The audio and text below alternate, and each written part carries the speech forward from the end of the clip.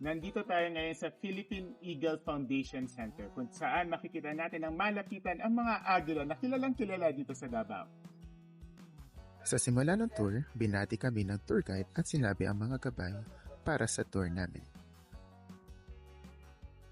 So, as you can see, na sa ating chairman, merong mga pangalan na nakalagay. So, sila po yung nag-donate ng 1,000 peso bill. Oh, Yes po, you can donate 1,000 po para malagay natin yung pangalan. Bukod sa Philippine Eagle na kilala sa lugar na ito, may iba't ibang uri ng ibon at mga hayop tulad ng buwaya at unggoy sa sanktuaryo.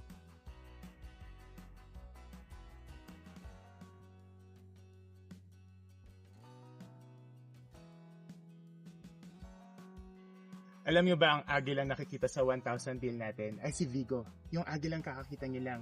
Hi Ate Jean, kamusta? Hello po. So, si Vigo po ay isang male Philippine Eagle. Siya po ay na-hatch noong March 7, 2010. Pero ang galing no, siya talaga yung kinuhanan ng picture. Kasi si Vigo mukhang matapang, no? So, napakaswerte ng na to, Philippine Eagle. Napakasikat niya ngayon. Oo nga, number 1 model natin ngayon, Yes, di ba? yes.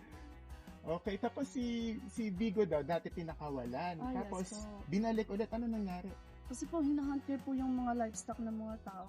Kaya binalik ulit siya dito para hindi na makapermission. Tapos, pag mga ganyan naman pong mga scenario, pag nirelease po sila sa wild po, kailangan muna nilang tingnan yung paligid kung i-survey nila kung meron bang may makakain ba yung mga Philippine Eagle. Okay. Tapos kailangan nila i-educate yung mga tao sa sa nearby lugar Na wag galawin at wag wag ulihin, no? galawin.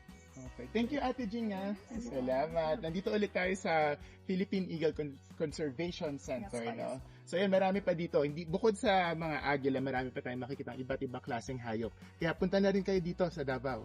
Thank you. So, dito naman po meron pong nakalagay dito na Philippine Eagle na female. So, kaya po siya nilagay dyan kasi kailangan niya magbawas ng timbang na medyo lagpas na siya sa sa weight na kailangan nilang i-maintain.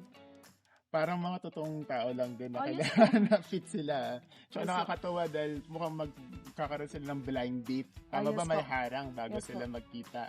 No? May barrier para sa kung ganun. After 2 years, diba sir, nagligawan. Tapos pag hindi 2 years ang ligawan? yes po. Bago Pag- maging sila? Yes po. Tapos pag hindi nagustuhan ni Philippine Eagle na babae yung yung lalaki, iba na naman po yung i-introduce. Parang ganun po yung nangyayari dito. So, conservative si ate. Yes.